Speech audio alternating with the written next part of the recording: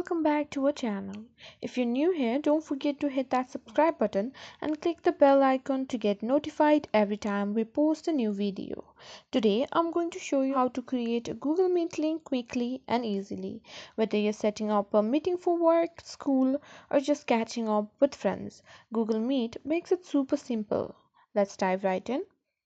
First, what you need to do is install Google Meet or open your web browser and go to meet.google.com. If you're not already signed in, you'll need to log in into your Google account.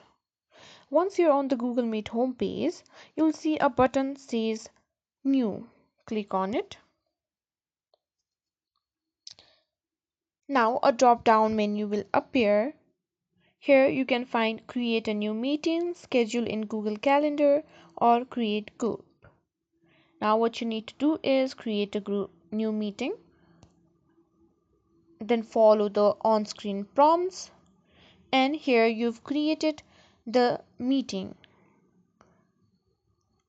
To join meeting, what you need to do is simply click on join meeting, and to share the link, simply tap on share the link, and the link for the meeting will be created.